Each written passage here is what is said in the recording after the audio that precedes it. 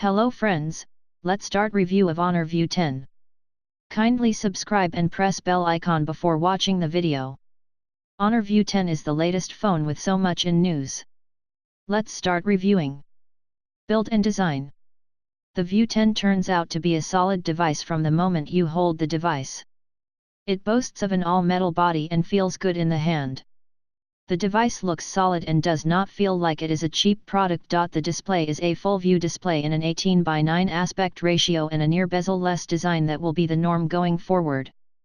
Of course, you can't have a smartphone today without a dual camera setup, and that's exactly what Huawei have gone with.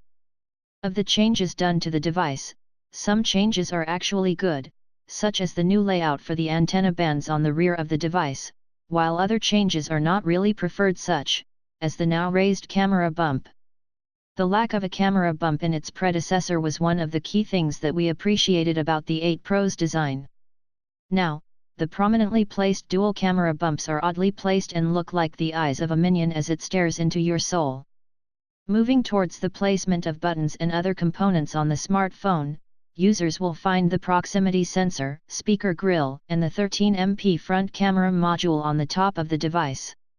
With the View 10, Huawei made the ergonomically sound decision of placing the fingerprint sensor on the front of the device, a feature not seen in most phones with tall screens.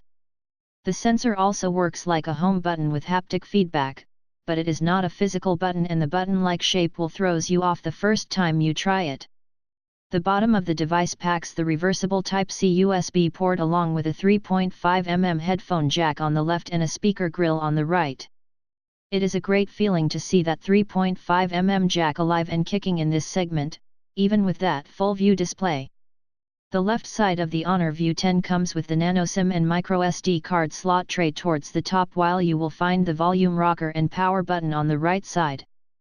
Huawei has also added an IR blaster on the top of the device along with a microphone. The dual camera setup is located towards the top left side on the back of the View 10, alongside the LED flash that sits on the right of the camera module. Last but not the least, users will find an Honor logo in the middle of the back side. Features. Huawei has packed the View 10 up to the brim with great internal specifications. The first thing that you will find is that 5.9-inch FHD and LTPS IPS LCD full view display panel that packs in a curved 2.5D aluminosilicate glass on the front to give it a flushed look.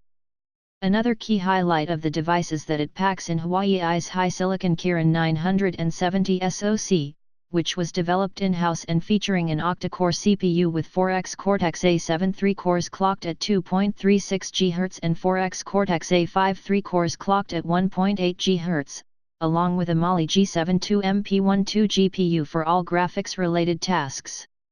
Yet capitalize on its AI-focused internals.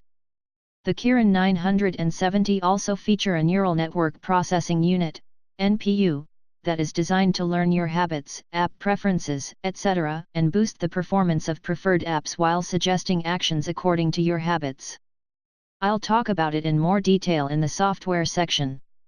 Honor View 10 packs 6GB RAM along with a 128GB internal storage, and users can expand the storage by up to 256GB via a microSD card placed in the second, hybrid SIM slot.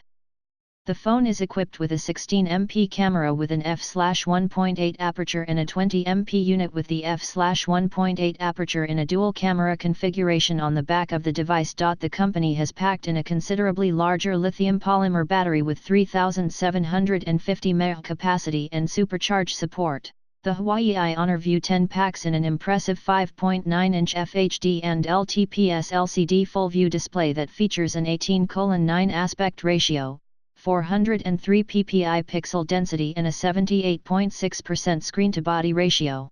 The brightness takes a hit when viewed from extreme angles. The display can be operated in two modes, normal and vivid. The latter cranks up the saturation of the colors. It also makes the screen look cooler than in the normal mode. Software.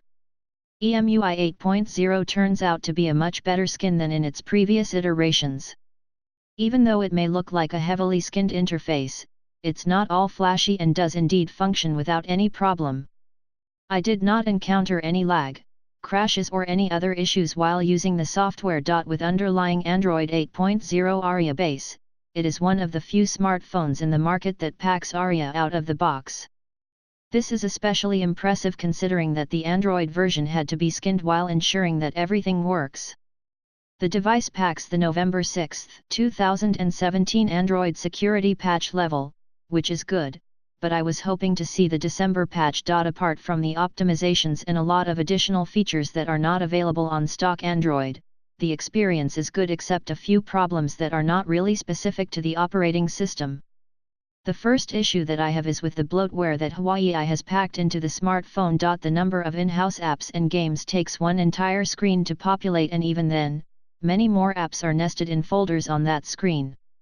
Apps like Microsoft Translator, this is important, and I'll explain why later, Phone Manager, Themes, Health, Honor, High Honor, Honor Community, Game Suite, Tips, Torch, Really, High Care, Compass, Backup, Phone Clone, and SOS Emergency are all pre-installed.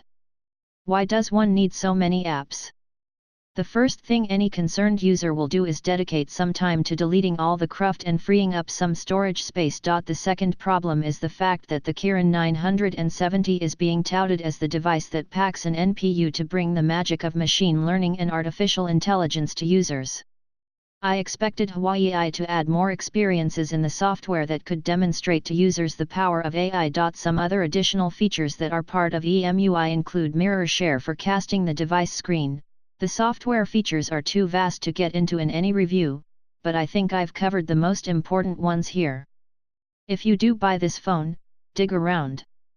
You're sure to stumble across some new and interesting, if sometimes gimmicky feature. Performance.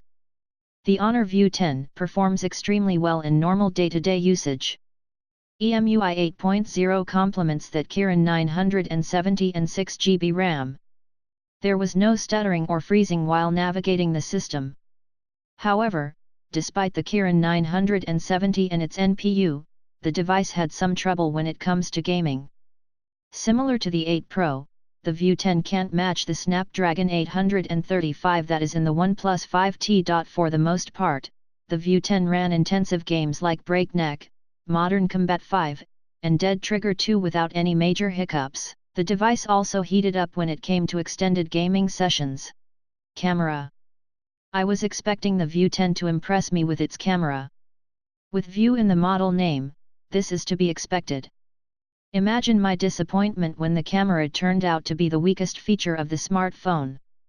The rear camera is a dual camera unit with a 16MP and 20MP sensor. Both feature f/1.8 lenses.